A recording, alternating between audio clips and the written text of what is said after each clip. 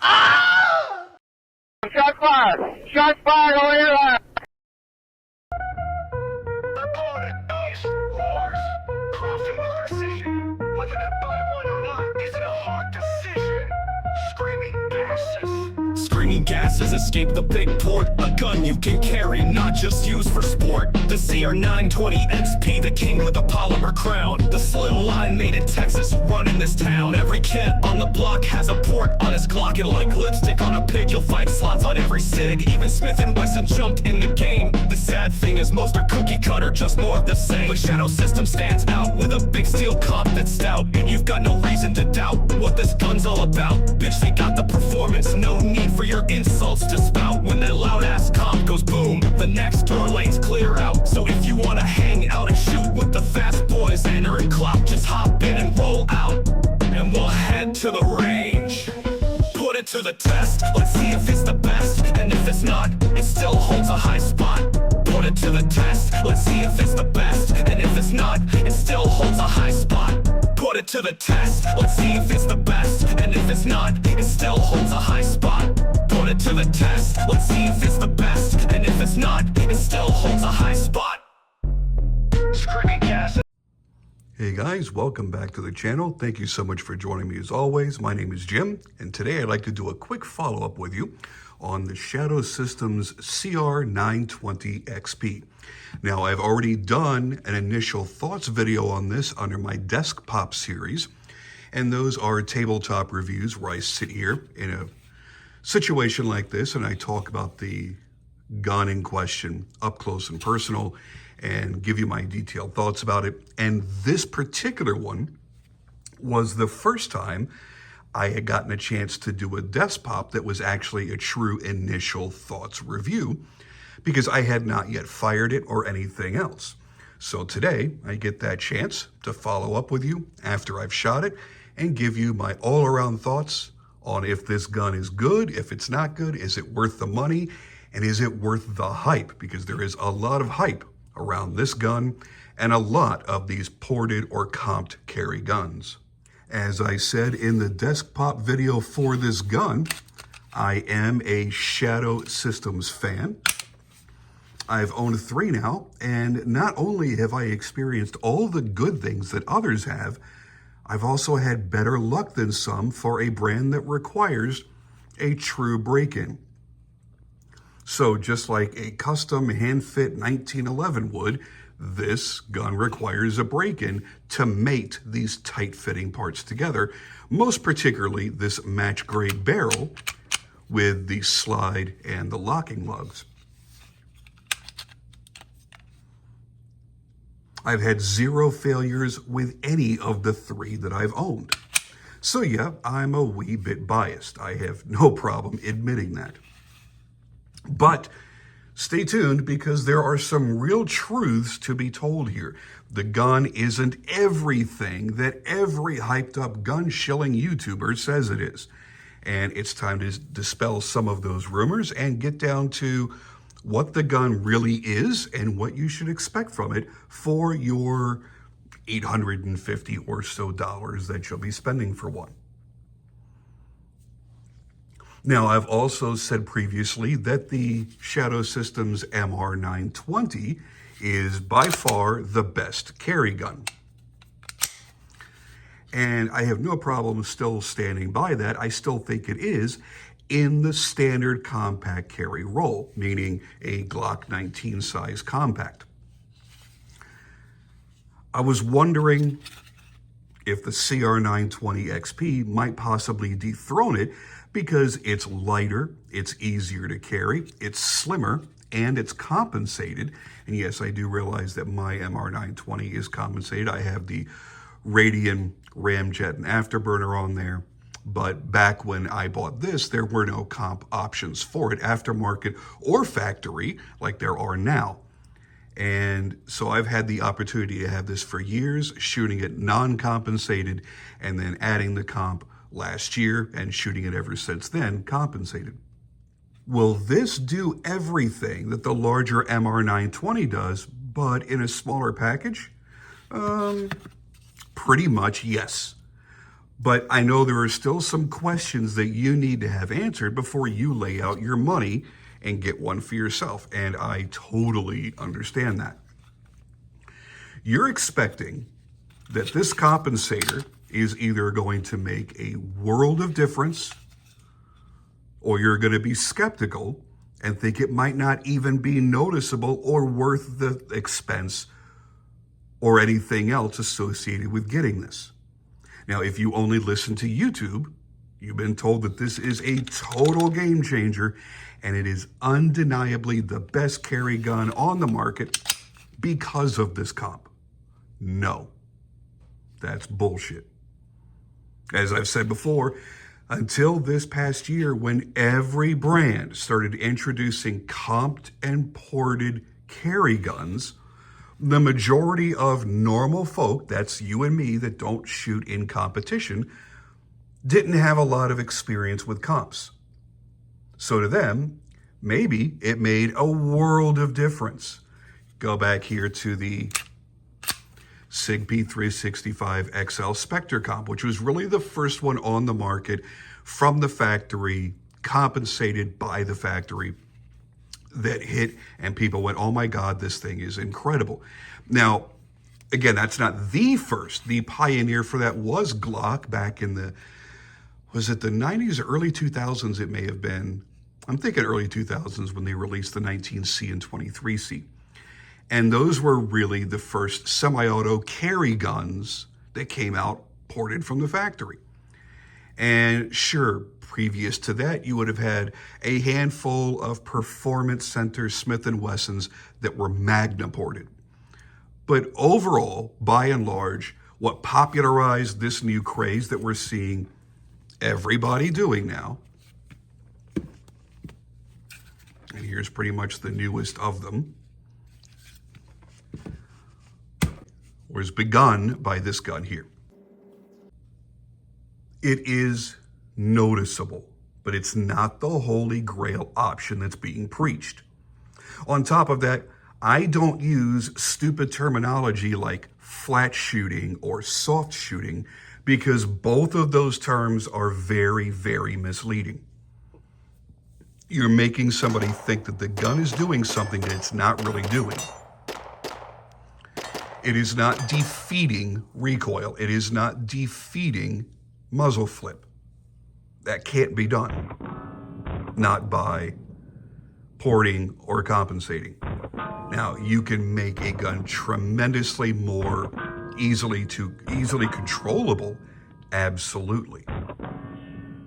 Now, I have owned and shot ported and compensated guns for well over 2 decades. Again, I am not a competition shooter. I am not a professional.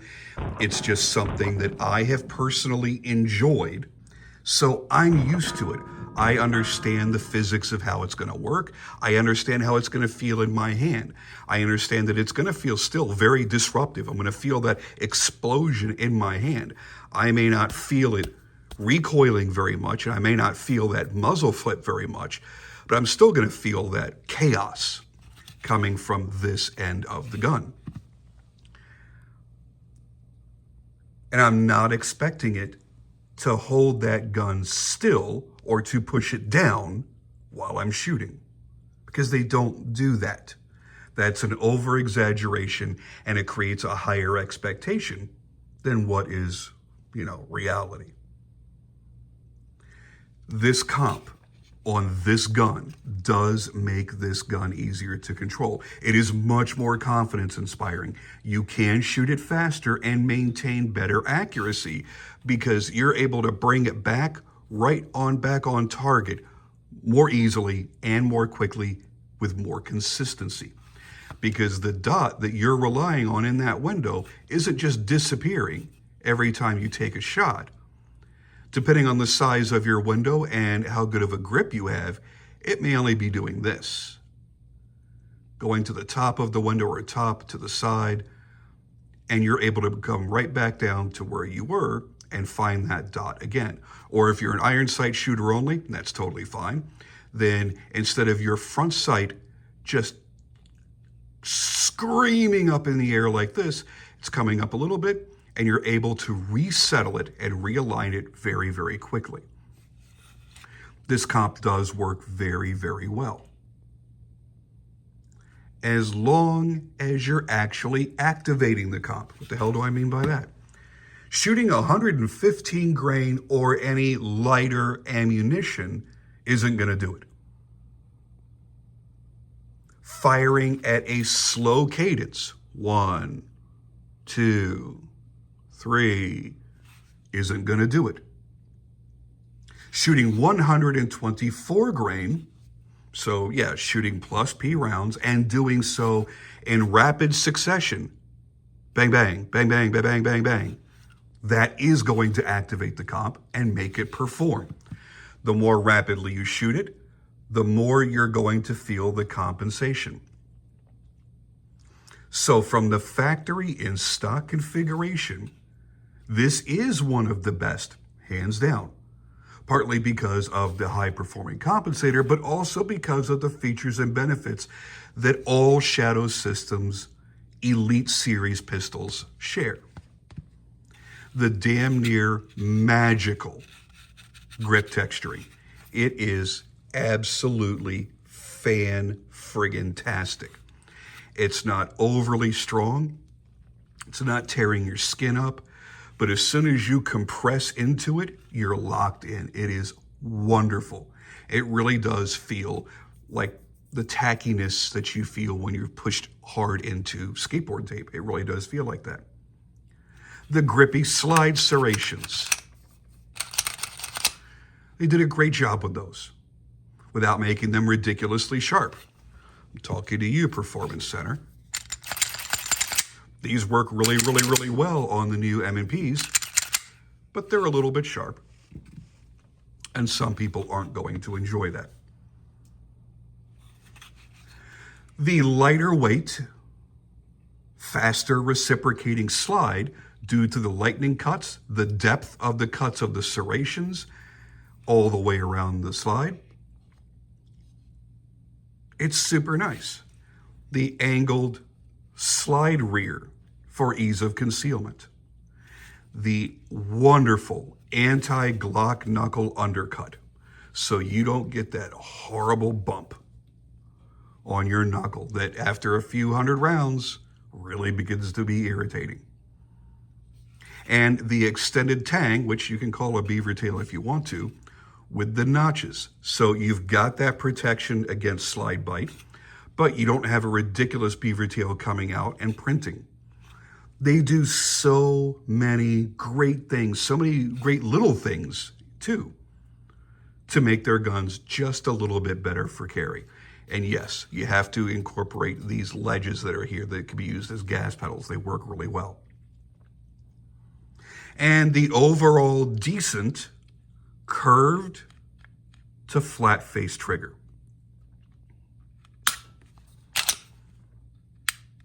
Could it be better? Absolutely. Here's my Overwatch precision trigger in my PSA Dagger Micro C1.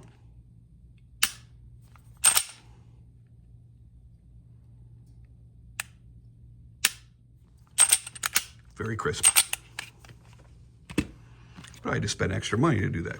Now, another thing is the direct mounting optics that lowers the optic deep into the slide and allows for the longest hardware that you can possibly imagine.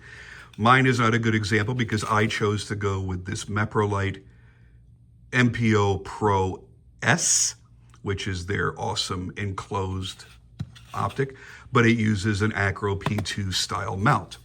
So I had to put a plate on there in order to make that work. Here on my MR920, I've got the Holosun 407C. Now with that, it's a direct mount. It's nice and low, and the screws, man, I bet these screws are almost an inch long. They're going all the way down, and they're not interfering with anything. They're not interfering with the extractor. They're not interfering with the striker channel.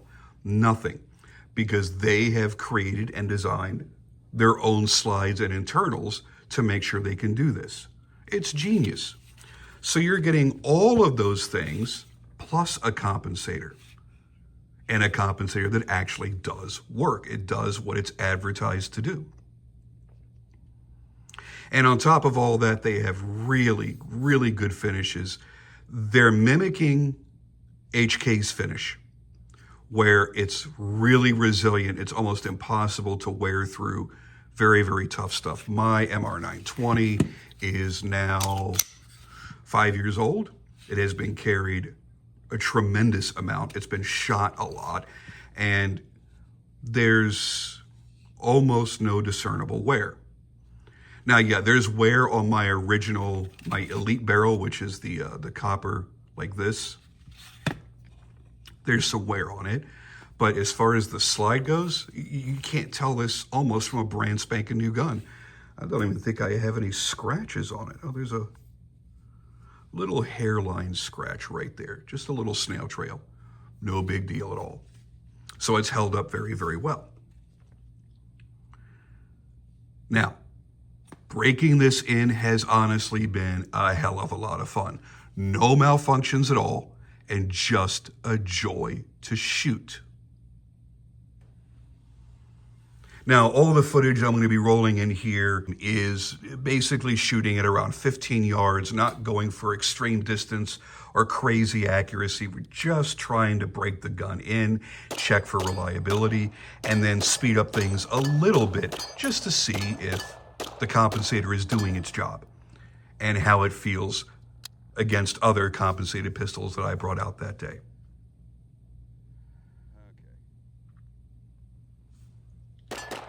With this gun, shooting fast isn't a chore. Recovery is quick and predictable, and I don't tend to overdrive it where when I come back to target, my dot's a little bit too low. I don't have that issue with this gun. This is where people say flat shooting, but whatever. Reacquisition of the sight picture is what I'm talking about, and that's quick and it's not forced. As you can see, muzzle flip isn't very pronounced because the comp and the recoil springs are doing their job. Nobody's talking about this, but we will in a minute. It's very easy to control. It's not punishing for an inexperienced or smaller statured shooter to handle. As you saw there, my buddy Jason, who has exceptional grip, he has no problem at all keeping this gun under control, even though this is a very small gun in his big hands. Now, here's the thing. I have watched every single video on YouTube about the CR920XP, whether it was the feature of the video or it just appeared in the video among other guns. And everyone talks about the comp. And nobody even talks about the recoil system. Man, that is a matched pair. That is one system assisting the other. There are companies, entire companies, that do nothing but make recoil systems. Think of DPM systems in Greece. That's how important the recoil assembly is. You can make a handgun reliable or unreliable just based on spring weight. You can make it shoot like a competition gun or a hot piece of trash based on the spring weight and compression rates. And the reliability and stability can be affected by the material chosen for the guide rod and the materials chosen for the springs. Now, Shadow Systems is using stainless steel for their guide rods, and it's a two-stage spring setup. You've got chrome silicone material for the springs, set at two different rates to allow compression and buffering together in unison to reduce the feel of the recoil. It's a system, man. It's not just slapping a spring on a guide rod, throwing it in the damn gun, and then throwing a comp on the end and shoving it out the door. The original CR920 without the comp has the same recoil assembly. It's done, again, going back to we were talking about the finish being done like HK, that compression rod, that recoil system is set up a lot like what HK has done in the past. And you're looking at a stronger and a weaker spring put together so that it has just the right amount of tension without feeling oversprung. It's going to be reliable, and it's going to absorb as much recoil as it possibly can. Now you've got that system in there, which has proven reliable with the CR920 and the CR920X, and then the CR920P adding the comp, and now the CR920XP, the X crossover frame with the P, with the compensator, P for performance. And it works together almost like magic. Anyway, back to the reliability. Yes, I'm like you, and I hate reading instruction manuals. However, knowing that Shadow Systems requires a break-in on all of their guns, add in the fact that it's got a compensator, and I just knew that Trevor would have, at the very least, helpful tips in the book, if not very specific instructions. And yep, he sure as hell did.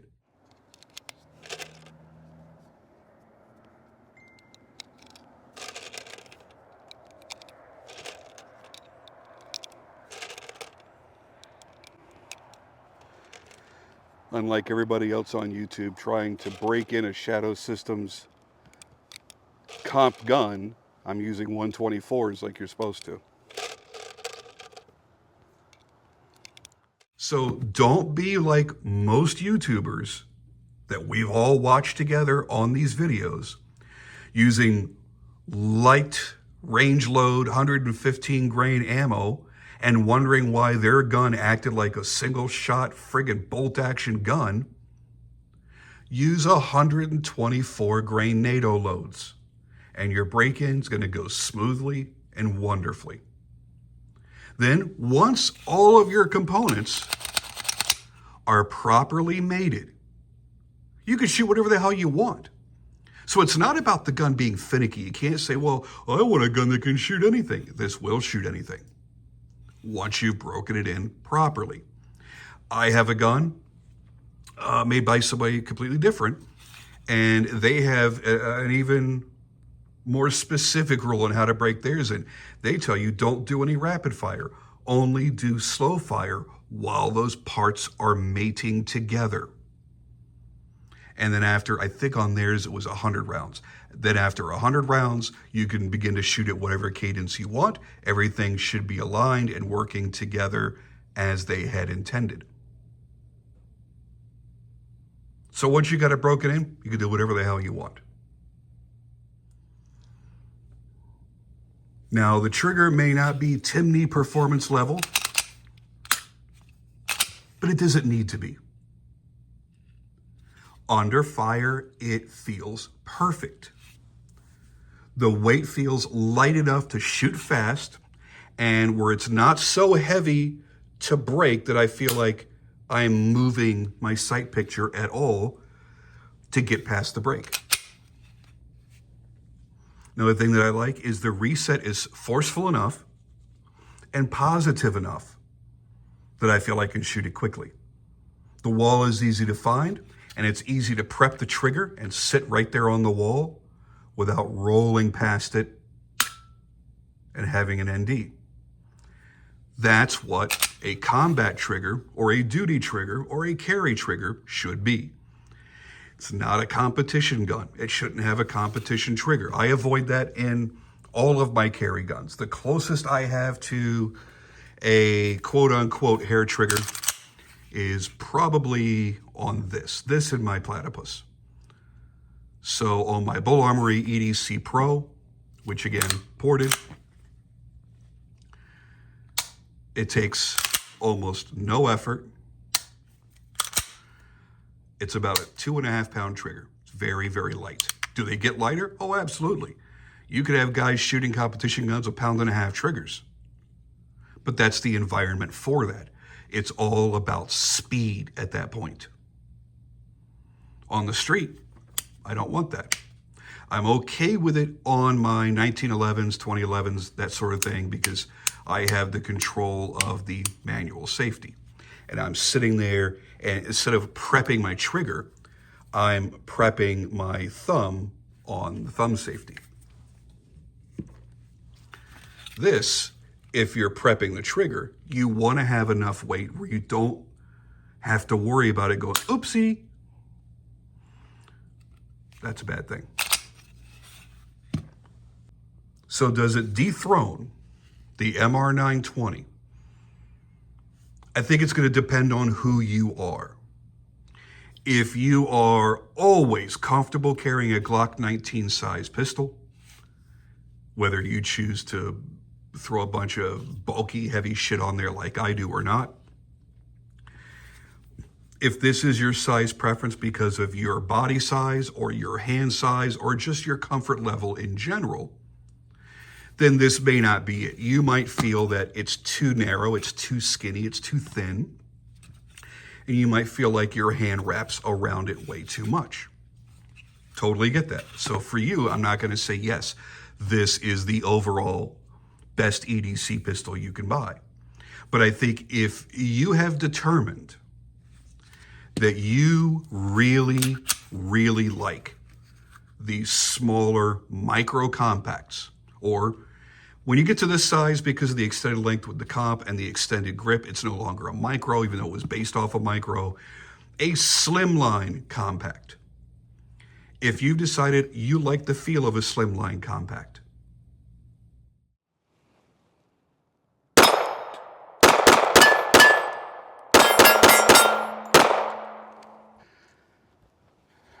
okay.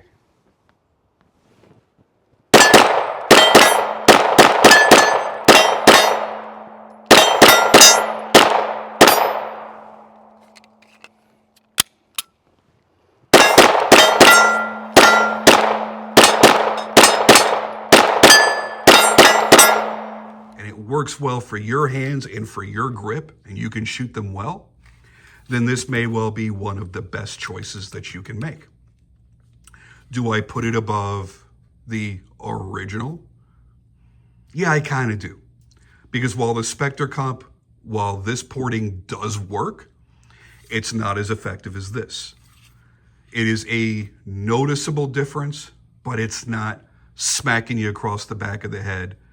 What a big difference it is. You want something like that, that's where you get into like the Parker Mountain Machine comp.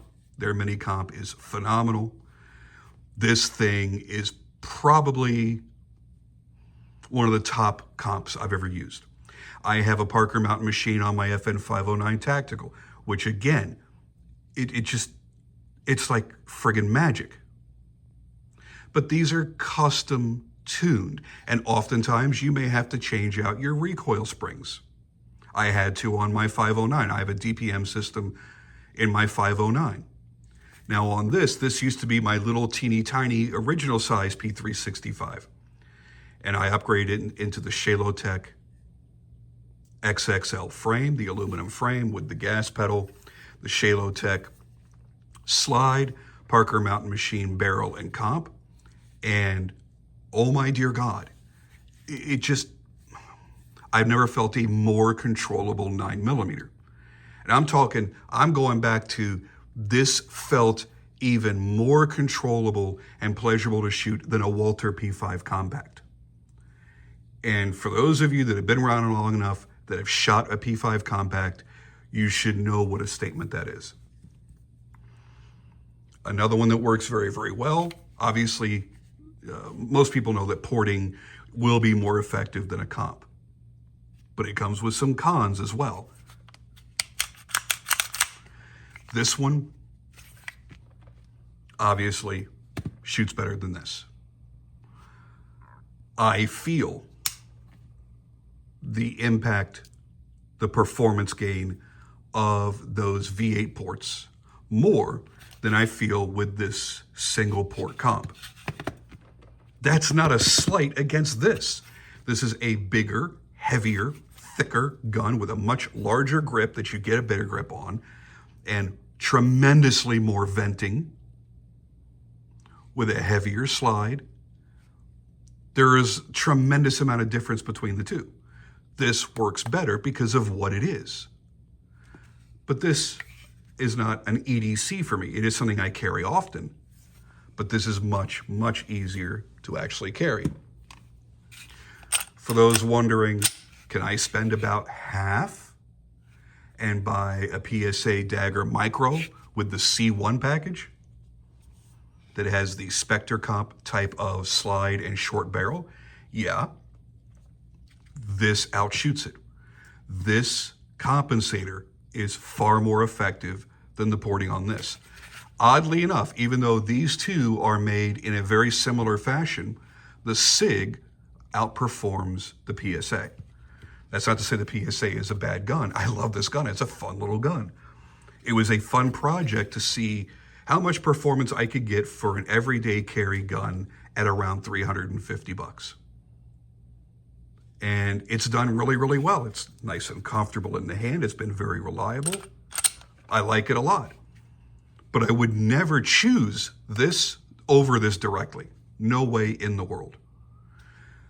That comp works much, much better. You want to compare to something that just came out on the market and is making real waves? This is the M&P Shield Plus Performance Center Carry Comp.